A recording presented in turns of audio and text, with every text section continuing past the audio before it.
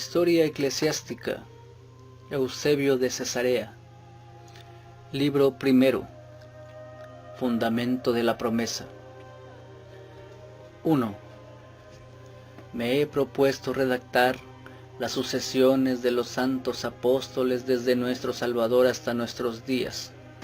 Cuántos y cuán grandes fueron los acontecimientos que tuvieron lugar según la historia de la Iglesia, y quienes fueron distinguidos en su gobierno y dirección en las comunidades más notables, incluyendo también aquellos que en cada generación fueron embajadores de la palabra de Dios, ya sea por medio de la Escritura o sin ella, y los que impulsados por el deseo de innovación hasta el error, se han anunciado promotores del falsamente llamado conocimiento, devorando así el rebaño de Cristo como lobos rapaces. 2. Añadiré a todo esto los incidentes que sobrevinieron a todo el pueblo judío desde el momento de su complot contra nuestro Salvador, y también el número, el modo y el tiempo de los paganos que lucharon contra la palabra divina, y la grandeza de los que en su tiempo atravesaron por ella la prueba de sangre y tortura, señalando además los martirios de nuestro tiempo y el auxilio benigno y favorable para con todos de nuestro Salvador.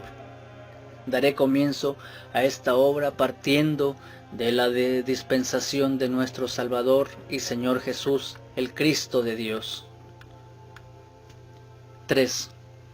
Por lo tanto, la obra requiere la indulgencia de lectores benévolos para conmigo, pues confieso que presentar la obra perfecta y completa se halla más allá de nuestras fuerzas,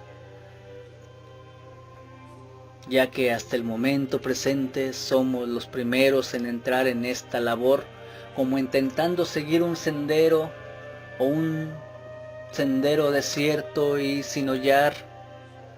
Así pues pedimos a Dios su dirección y la ayuda del poder del Señor, pues no hemos logrado encontrar ninguna huella de hombres que nos hayan precedido en este sendero, a no ser por las pequeñas indicaciones que de modos diversos nos han dejado algunos relatos parciales de los tiempos pasados, alzando sus voces desde lejos a modo de una antorcha desde lo alto de un punto lejano, clamando y exhortándonos desde una torre cómo nos es necesario caminar y dirigir la senda de la palabra sin error ni peligro. 4.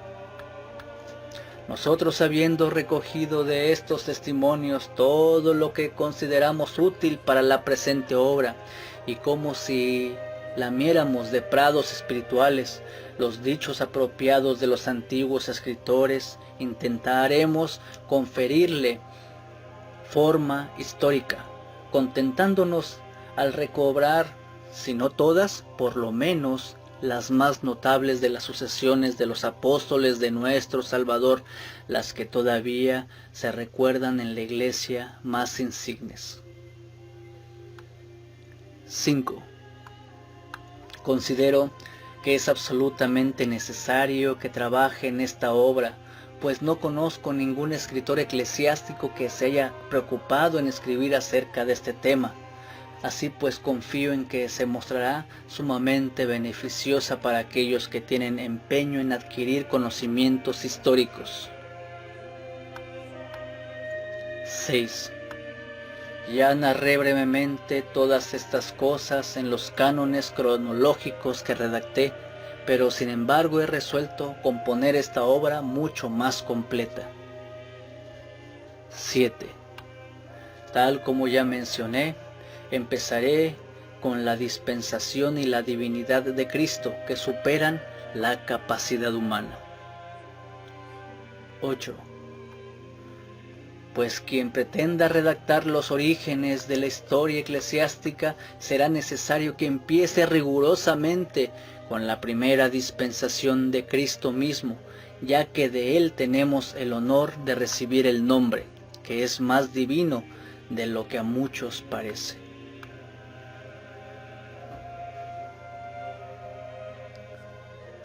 Resumen de los aspectos principales de la preexistencia y de la divinidad de nuestro Salvador y Señor, el Cristo de Dios.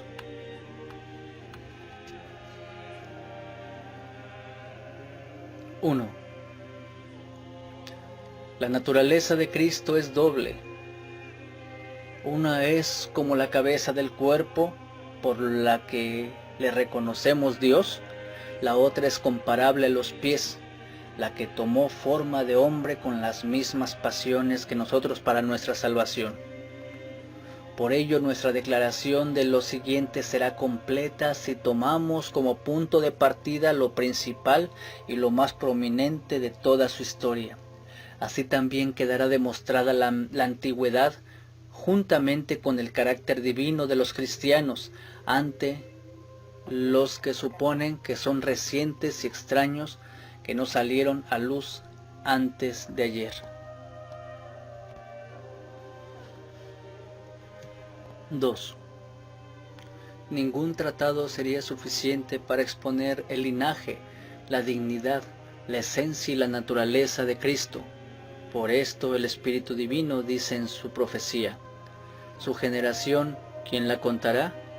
Porque nadie conoció al Padre sino el Hijo, ni ninguna y nunca nadie conoció al Hijo debidamente, sino solamente el Padre que lo engendró. 3.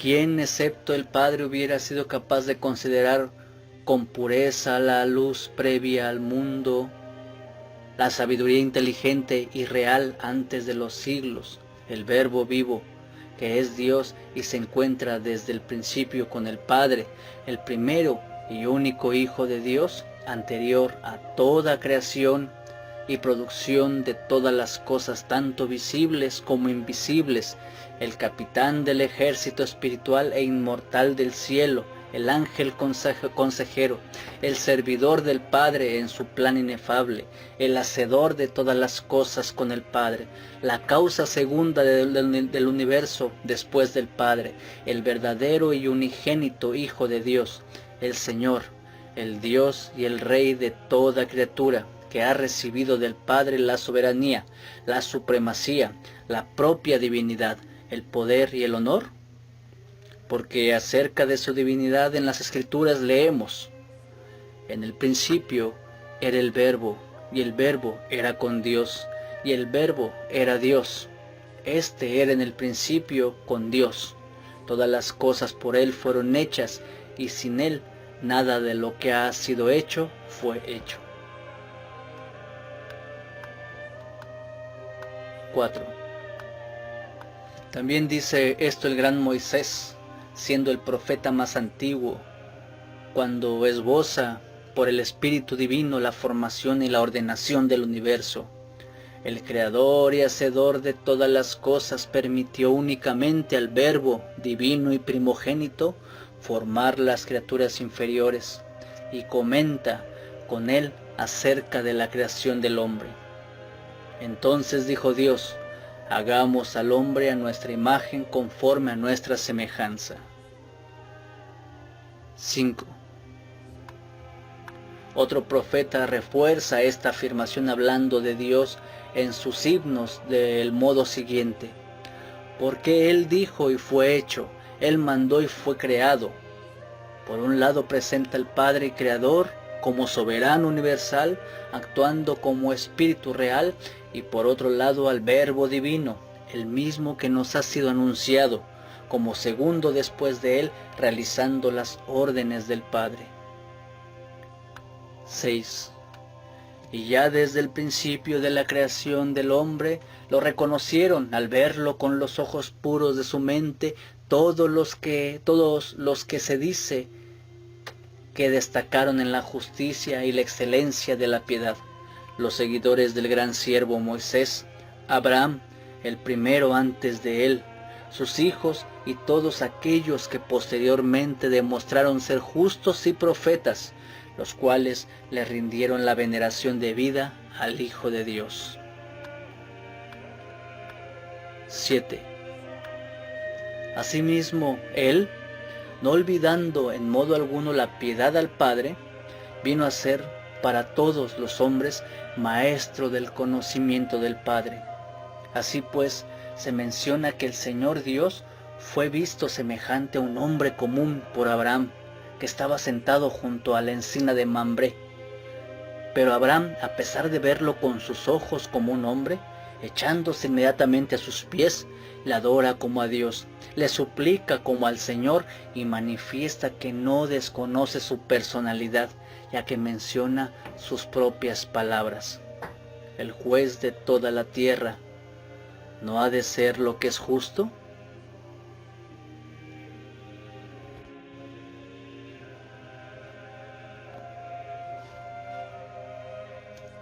(8) Por lo tanto, si es contra toda razón que el ser no engendrado e inmutable de Dios omnipotente se transforme en apariencia de hombre, o que burle los ojos de los que le contemplan con una visión semejante a la de un ser engendrado, e incluso que la Escritura presente tales relatos aparentemente mitológicos, ¿a qué otra persona puede anunciar como Dios y Señor, que juzga toda la tierra y lleva a cabo la justicia y además es visto en forma de hombre, si no es voluntad divina que se ha llamado la causa primera del universo, sino solo a su verbo preexistente?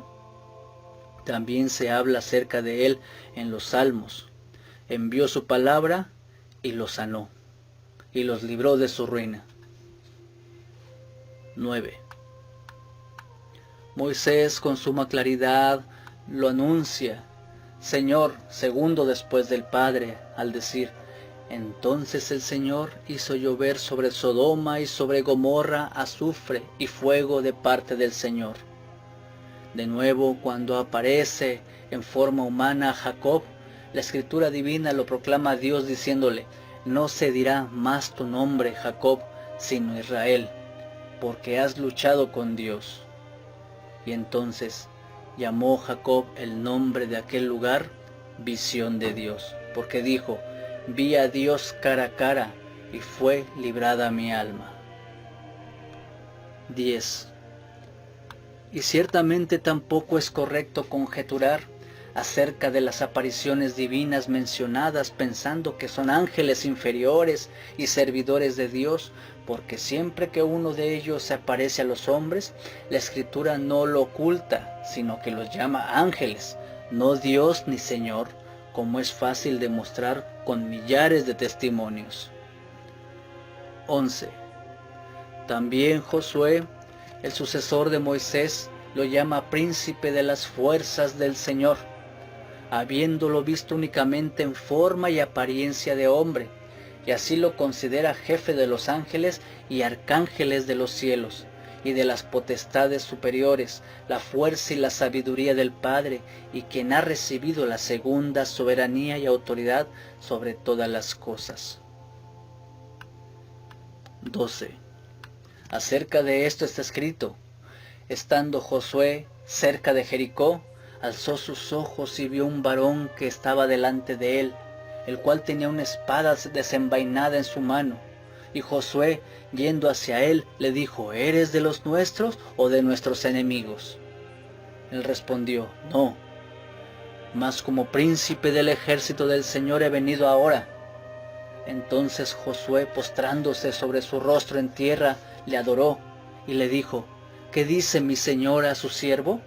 Y el príncipe del ejército del Señor respondió a Josué, quita el calzado de tus pies, porque el lugar donde estás es santo. 13. Por estas mismas palabras entenderás que no se trata de otro, sino del mismo que también se dirigió a Moisés, porque la Escritura usa los mismos vocablos. Viendo el Señor que él iba a verlo, lo llamó el Señor de en medio de la zarza y dijo, Moisés, Moisés. Y él respondió, heme aquí. Y dijo, no te acerques, quita tu calzado de tus pies, porque el lugar en que tú estás, tierra santa es. 14. Además de las pruebas aportadas que demuestran que en verdad hay un ser vivo y que existe antes del mundo, el cual sirvió al Padre y Dios de todo el universo en la creación de toda criatura, y es llamado Verbo y sabiduría de Dios, también encontramos a nuestra disposición el ofrecerlo de la misma sabiduría, la cual por medio de Salomón nos acerca a su misterio. Yo, la sabiduría, habito en la cordura y hallo la ciencia de los consejos. Por mí reinan los reyes y los príncipes determinan justicia. Por mí dominan los príncipes y todos los gobernadores juzgan la tierra. 15. Y a estas palabras añade: el Señor me creó como principio de sus caminos para sus obras. Me estableció antes de los siglos. En el principio, antes que hiciera la tierra, antes que brotasen las fuentes de las aguas, antes que los montes fuesen formados, antes que los collados, ya había sido yo engendrada. Cuando formaba los cielos, allí estaba yo.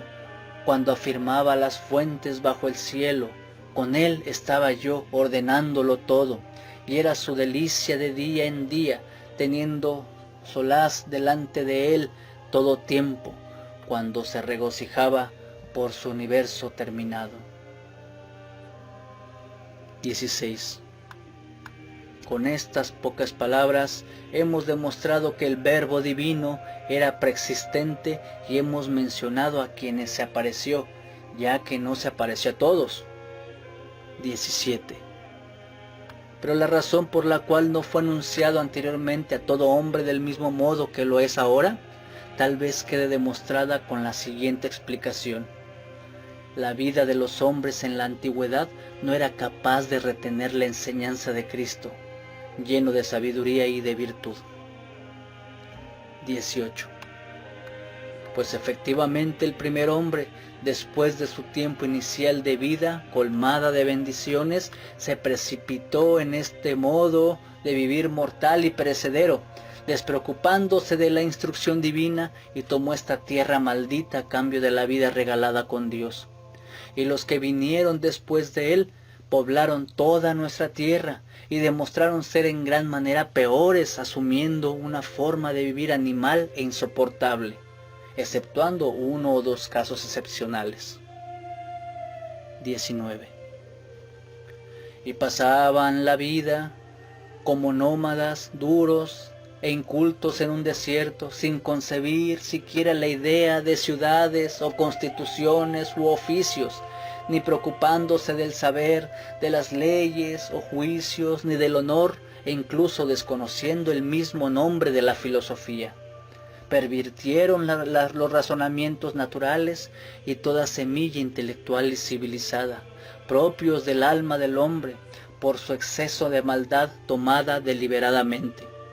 Además se dieron completamente a todo tipo de impiedad, de manera que tan pronto se pervertían unos a otros, como se mataban, practicando incluso el canibalismo. Finalmente alcanzaron el colmo de su desfachatez al pretender luchar contra Dios y contra los gigantes conocidos por todos, y proyectaron en el extravío de su mente fortificar la tierra contra el cielo, disponiéndose para combatir contra el que está por encima de todas las cosas. 20. Mas Dios, que cuida de todas las cosas, persigue a los que obran de este modo, con inundaciones y con fuego consumidor, como a un bosque salvaje dispersado por toda la tierra.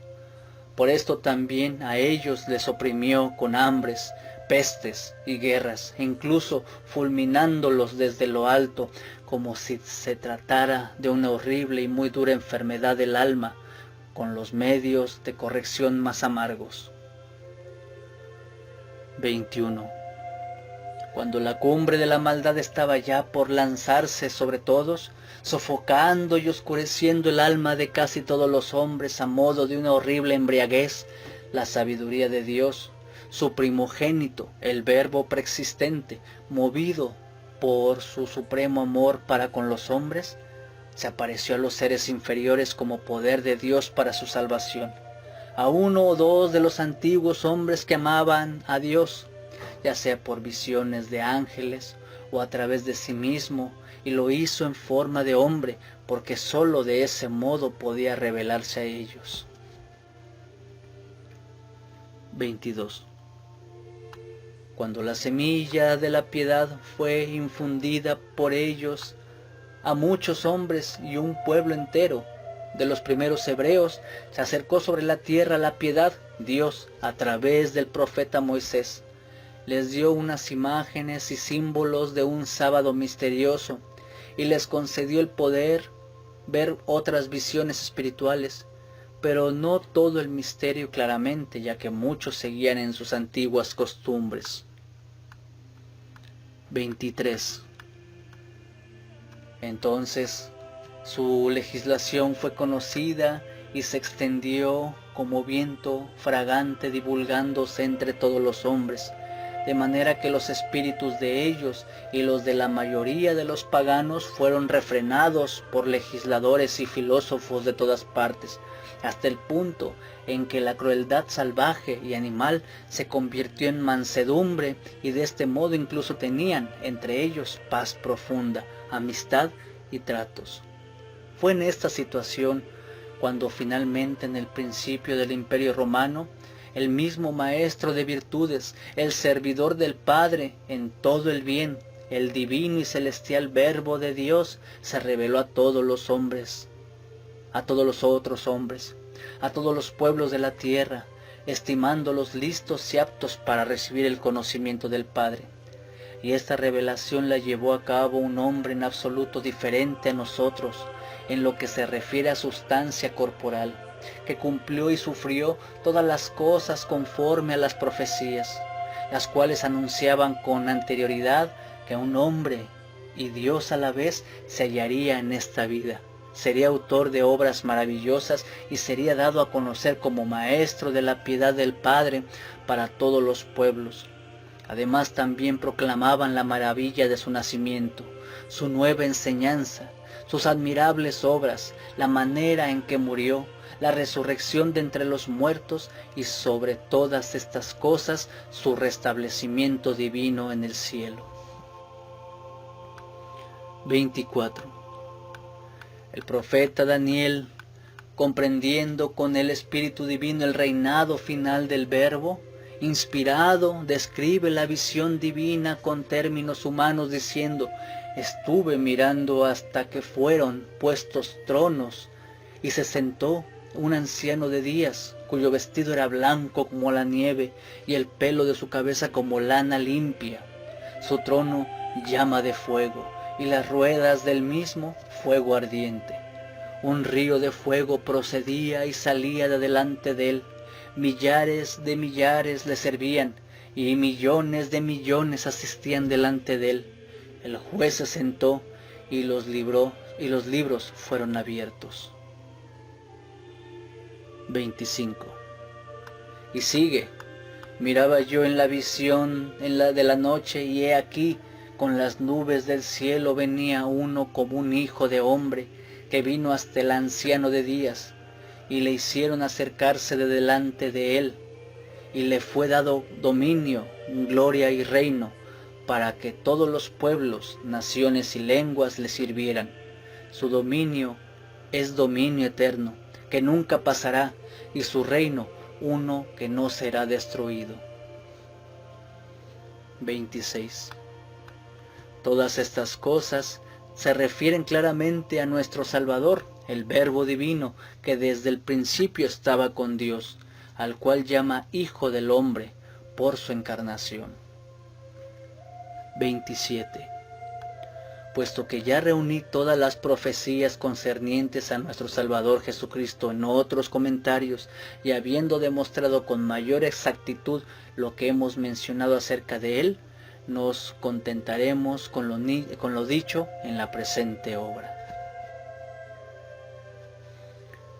Como el nombre de Jesús e incluso el de Cristo eran conocidos desde el principio y venerados por los profetas inspirados por Dios.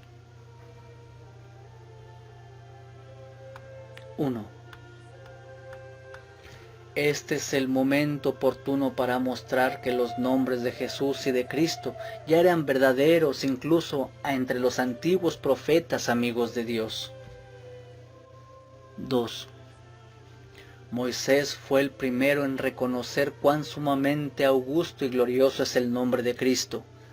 Cuando ministró los modelos de cosas celestiales, los símbolos y las imágenes misteriosas, de acuerdo con el oráculo que dice: mira y haz todas las cosas conforme al modelo que se te ha mostrado en el monte. Y comentando acerca del sumo sacerdote de Dios, le llama Cristo, dentro de las probabilidades humanas. Y así, además del honor y la gloria, añade el nombre de Cristo a esta dignidad del sumo sacerdocio, la cual a sus ojos es superior a cualquier cargo principal entre los hombres. Así ciertamente conocía el carácter divino de Cristo. 3. Moisés también conoció anticipadamente el nombre de Jesús por el Espíritu de Dios y de nuevo lo tuvo como un privilegio insigne. Así pues, nunca antes se pronunció este nombre a los hombres hasta que Moisés lo conoció, y él por primera vez concedió este título solo a la persona que, según la figura y el símbolo, había de sucederle en el mando supremo después de su muerte. 4. En efecto, no usó con anterioridad el nombre de Jesús, sino el de Asué, el que recibió de sus padres. Pero Moisés, cuando lo llama Jesús, le concede un precioso honor en gran número superior a una corona real, y lo hace porque él mismo, Jesús, hijo de Yahvé, llevaba la imagen de nuestro Salvador, el cual después de Moisés y de haber concluido el culto simbólico entregado por él, fue el único que había de recibir el mando de la verdadera y más pura piedad. 5. De esta manera, a modo de un supremo honor, Moisés dio el nombre de nuestro Salvador, Jesucristo, a aquellos dos hombres que en verdad y en gloria sobrepasaban a todo el pueblo, es decir, el sumo sacerdote y el que tomaría el mando después de él. 6. Es evidente que los profetas posteriores proclamaron a Cristo nombrándolo de antemano, y asimismo dieron testimonio del complot que en contra de él habían de llevar a cabo los judíos y del llamamiento a las naciones por medio de él. En una ocasión Jeremías dice: el aliento de nuestras vidas, el ungido del Señor, de quien habíamos dicho: a su sombra tendremos vida entre las naciones, fue apresado en sus lazos. Pero en otro momento David, perplejo, dice: ¿por qué se amotinan las gentes y los pueblos piensan vanidad? Se levantarán los reyes de la tierra y príncipes consultarán unidos contra el Señor y contra su ungido. Salmo 2, 1, 2. Y continúa hablando de la persona de Cristo. El Señor me ha dicho: mi hijo eres tú, yo te engendré hoy. Pídeme y te daré por herencia las naciones, y por posesión tuya los confines de la tierra. 7. Pero entre los hebreos no solo se ordenaba con el nombre de Cristo a los que eran honrados con el sumo sacerdocio y eran ungidos como símbolo con el óleo preparado, sino también a los reyes, los cuales por el Espíritu de Dios eran hechos símbolos de Cristo, pues en ellos mismos llevaban las imágenes del poder real y soberano del único y verdadero Cristo, el Verbo divino que gobierna sobre todas las cosas. 8.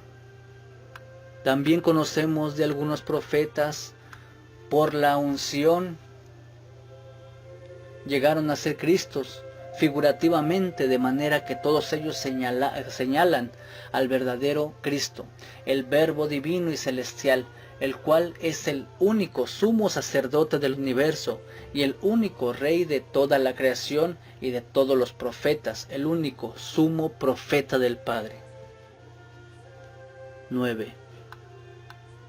Esto es confirmado por el hecho de que ninguno de los antiguos ungidos simbólicamente, ni sacerdotes, ni reyes, ni profetas, jamás obtuvo una potestad en la virtud divina semejante a la que demostró poseer nuestro Salvador y Señor Jesús, el único y verdadero Cristo. 10.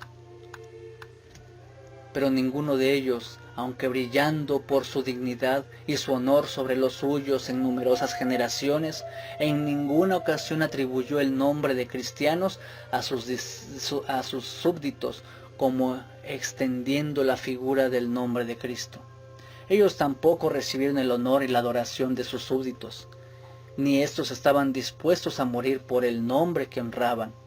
Y tampoco tuvo lugar en toda la tierra una conmoción tan grande por ninguno de ellos, pues el poder del símbolo que ellos tenían no era suficiente como para actuar del modo que lo hizo la presencia de la verdad demostrada por medio de nuestro Salvador. 11.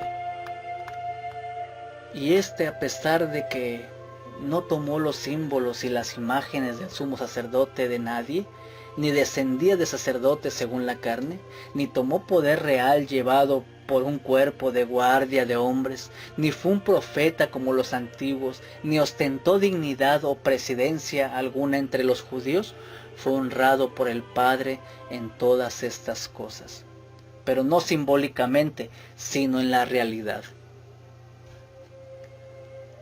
12. No obstante, aunque no recibió honores semejantes a los que hemos expuesto, es proclamado Cristo mucho más que los otros. Y al ser Él el único y verdadero Cristo de Dios, llenó todo el mundo de cristianos, que es un nombre precioso y santo. Ahora ya no ha dado figuras ni imágenes a los suyos, sino las propias virtudes descubiertas y la vida celestial en la doctrina de la verdad. 13.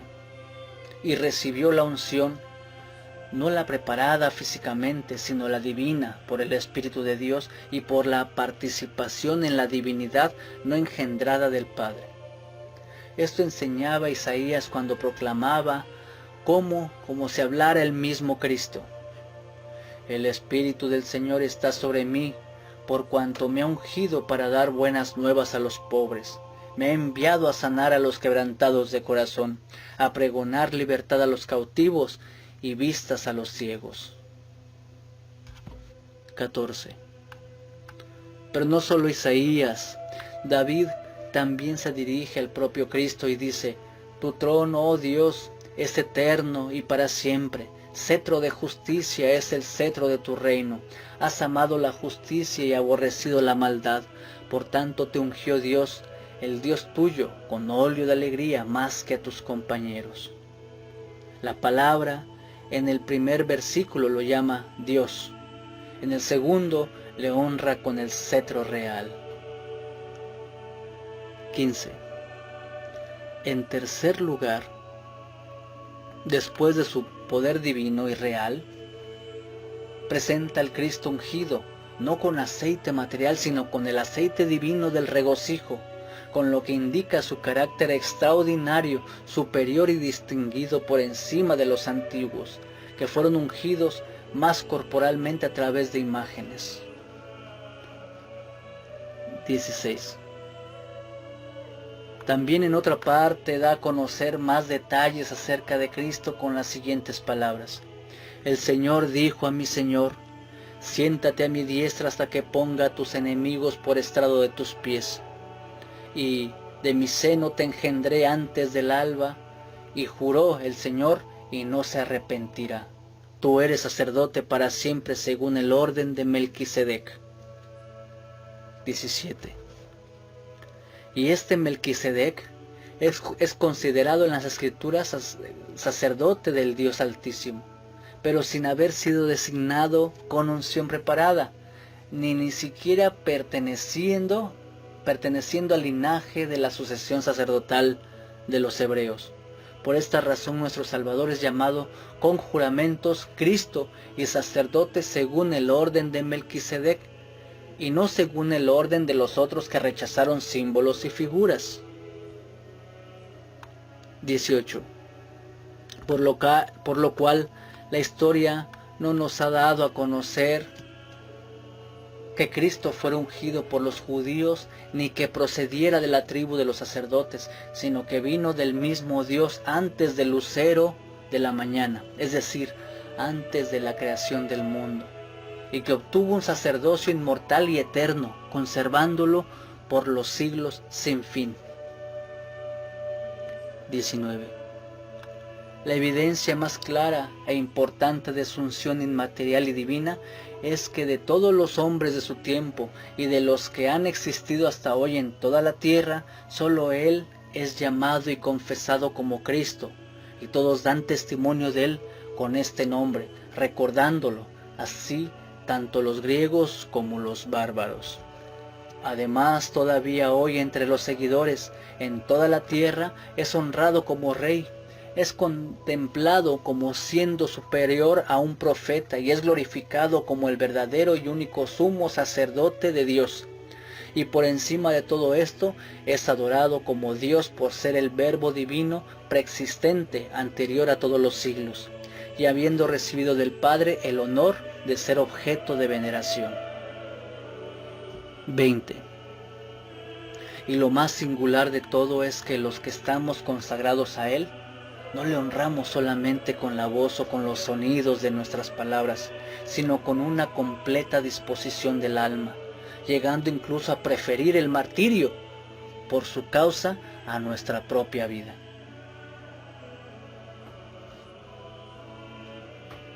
Como el carácter de la religión anunciada por Cristo a todas las naciones no era nuevo ni desconocido.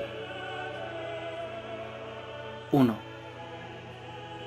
Todo esto sea suficiente como prólogo de la historia para que nadie piense que nuestro Salvador y Señor Jesucristo sea de existencia reciente al considerar el tiempo de su encarnación, pero para que nadie suponga que la enseñanza de Cristo es nueva o extraña, como si fuera forjada por un hombre joven, sin diferenciarse de los demás hombres. Detengámonos en este tema en breves palabras.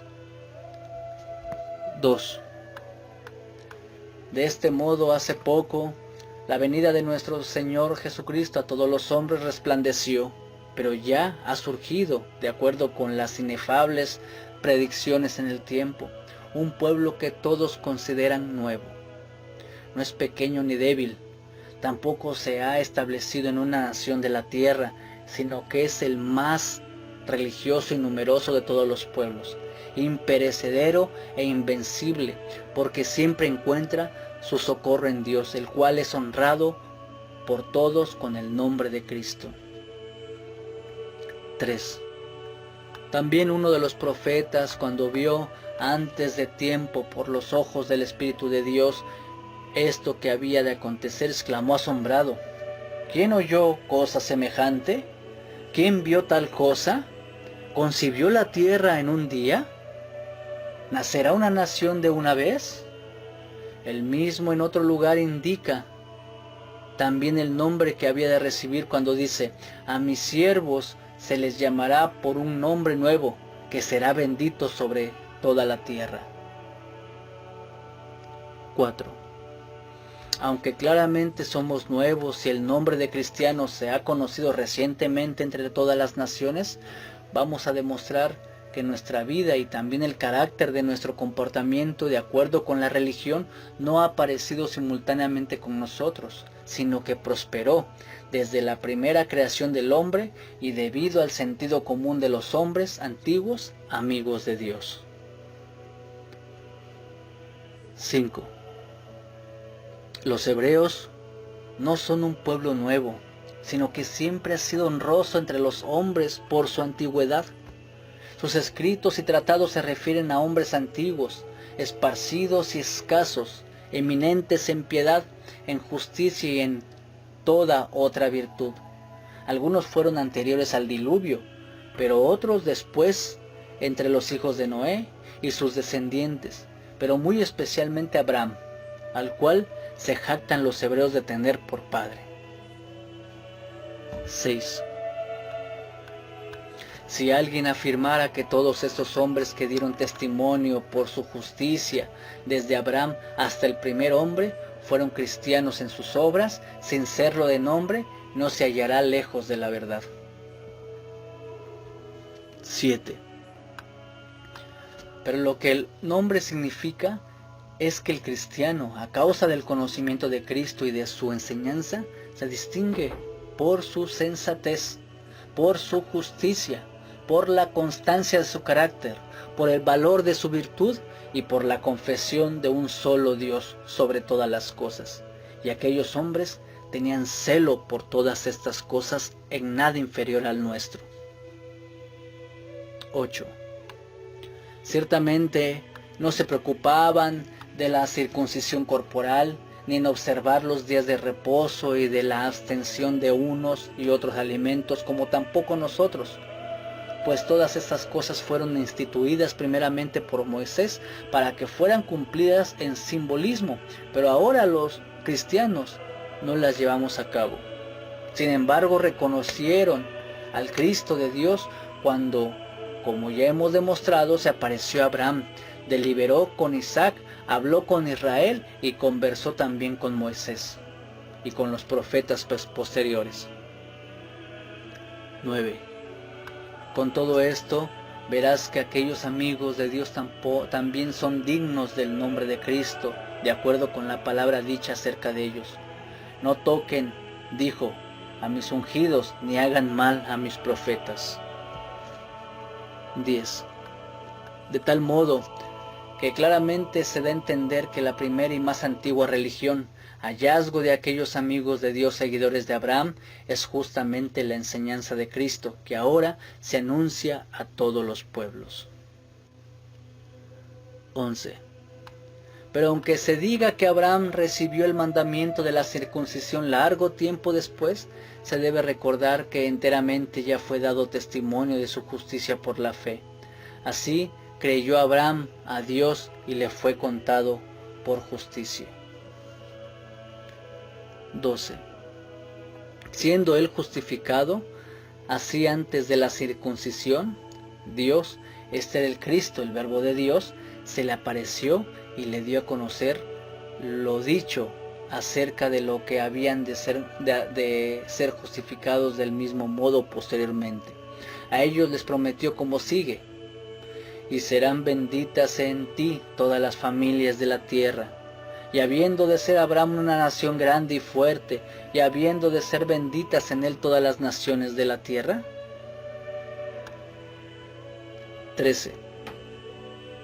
Por lo tanto, es justo creer que esto se ha cumplido en nosotros, pues él fue justificado por la fe en Cristo, el Verbo de Dios que se le apareció, y después de abandonar las supersticiones de sus padres y su previa vida extraviada, habiendo confesado que Dios es uno en todas las cosas, le sirvió con obras de virtud, pero no por las prácticas de la ley de Moisés, que fue posterior, y también a él, tal como era, se le anunció que todas las tribus de la tierra y toda nación serían bendecidos en él.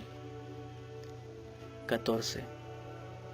Y precisamente en nuestros días, solo los cristianos por toda la tierra habitada practican aquella forma de religión de Abraham con los hechos, que son más radiantes que las palabras. 15.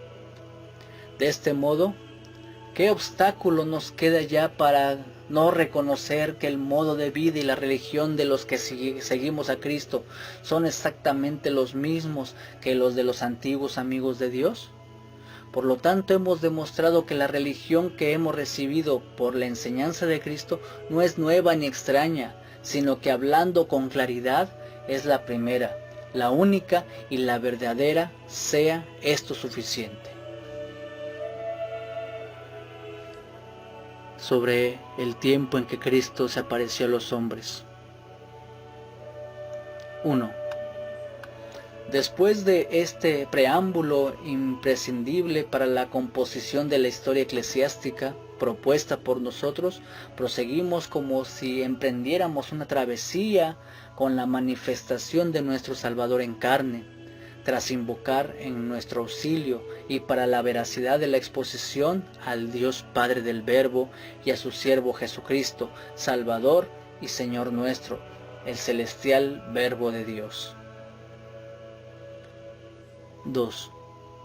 Así pues, nuestro Señor y Salvador Jesucristo nació de acuerdo con las profecías en Belén de Judea en el año 42 del reinado de Augusto y en el año 28 del sometimiento de Egipto y muerte de Antonio y Cleopatra.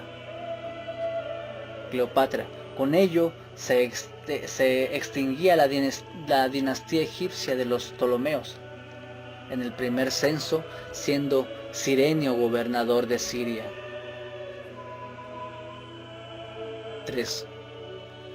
Flavio Josefo, el más insigne historiador judío, también recuerda este censo de Cirenio,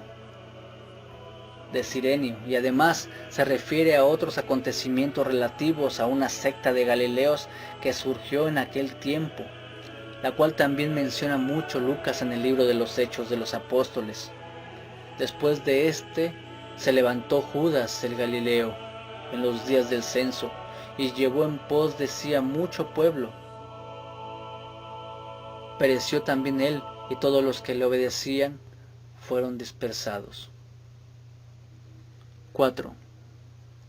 De acuerdo con todo esto, el autor mencionado añade en el libro 18 de sus antigüedades las siguientes palabras textualmente: pero Cirenio, miembro del Senado, después de pasar por todos los demás cargos, siendo un cónsul grande por su dignidad, vino a Siria con unos pocos hombres, enviado por César, como juez de la nación y censor de los bienes.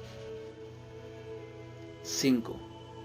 A continuación dice: pero Judas el Galaumita de la ciudad de Gaula, tomando consigo al fariseo Sadoc, inició una revuelta arguyendo que el censo solo conducía a la esclavitud y exhortaba al pueblo a preocuparse por la libertad. 6. Y él mismo escribe acerca de este tema en la segunda historia de las guerras de los judíos lo siguiente: entonces un hombre galileo llamado Judas instigó a una revuelta a los habitantes del país, acusándoles porque se sometieran al pago del tributo de los romanos y soportaban soberanos mortales después de Dios. Todo esto según Josefo. Como según las profecías cesó en tiempo de Cristo la línea de los primeros gobernadores de los judíos, y Herodes, el primer extranjero, fue su rey. 1. Precisamente en el momento en que Herodes tomó el gobierno del pueblo judío, siendo el primer extranjero en ser nombrado para este cargo, se cumplió la profecía anunciada a Moisés, diciendo: no faltará jefe salido de Judá, ni legislador salido de sus muslos, hasta que llegue aquel para quien está reservado, a quien señala como esperanza de las naciones. 2. En efecto, la predicción se mantuvo incumplida mientras pudieron gobernar los judíos, desde el principio con Moisés hasta el imperio de Augusto. Pero fue entonces cuando por primera vez el mando de los judíos fue entregado a un extranjero, a Herodes, el cual, según Josefo, era idumeo por parte de su padre y árabe por parte de su madre. Pero según dice Africano, que no es un historiador cualquiera, los que han investigado con exactitud concluyen que Antiprato, padre de Herodes, era hijo de cierto Herodes Escalón, de los hieródulos en el templo de Apolo. 3. Este Antipatro, cuando era niño, fue apresado por unos bandidos idumeos y vivió con ellos porque su padre, por su pobreza, no pudo pagar por él. Así es educado entre ellos y posteriormente entabló amistad con Hircano, sumo sacerdote de los judíos. De él nació el Herodes del tiempo de nuestro Salvador. 4. De modo que con la llegada del reino de los judíos de una tal persona, también estaba la puerta a la esperanza de las naciones, de acuerdo con la profecía, ya que con su entrada en el poder desaparecieron los gobernantes y dirigentes según la sucesión, entre otros, del mismo Moisés. 5. Ciertamente reinaron antes de la cautividad y la deportación a Babilonia, empezando primero por Saúl y por David, pero antes de los reyes también cuidaron de ellos unos gobernantes, los jueces, empezando a partir de Moisés y de su sucesor Josué. 6.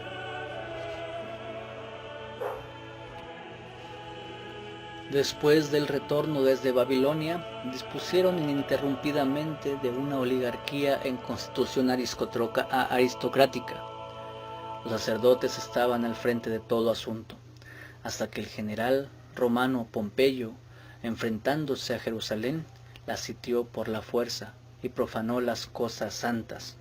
Entrando en el lugar más íntimo del templo, envió preso a Roma con sus hijos a Aristóbulo, quien hasta el momento, siguiendo la sucesión de sus padres, era rey y sumo sacerdote, y deparó el sumo sacerdocio a su hermano Hircano.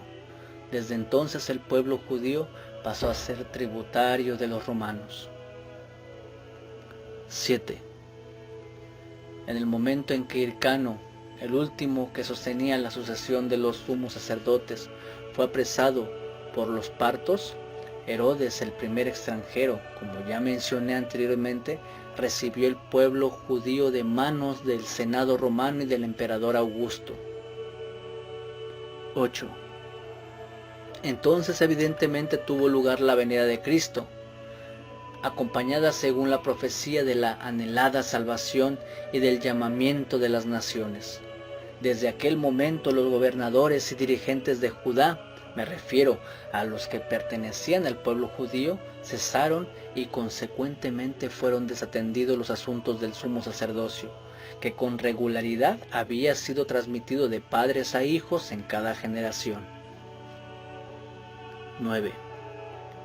Un testigo fidedigno de todo esto lo tomamos en Josefo, el cual muestra cómo Herodes, cuando recibió el reinado de manos de los romanos, ya no instituyó el sumo sacerdocio según el linaje inicial, sino que concedió este honor a ciertos desconocidos. Asimismo añade también Josefo, su hijo Arquelau, y los romanos que posteriormente tomaron el mando de los judíos, obraron del mismo modo que Herodes en la institución del sumo sacerdocio. 10. También Josefo narra cómo Herodes fue el primero en guardar bajo su propio sello las santas vestiduras del sumo sacerdote e impidió que los sumos sacerdotes las usaran. Igualmente obraron Arquelao y los romanos posteriores a él. 11. Todo esto es útil para confirmar otra profecía acerca de la manifestación de nuestro Salvador Jesucristo. En el libro de Daniel, la palabra especifica el número de ciertas semanas hasta el Cristo príncipe, y sobre esto trataré en otro lugar, y profetiza que la unción entre los judíos sería aniquilada una vez concluidas estas semanas. Todo esto se cumplió evidentemente con el nacimiento de nuestro Salvador Jesucristo. Estos detalles son suficientes como preámbulo para establecer la exactitud de las fechas.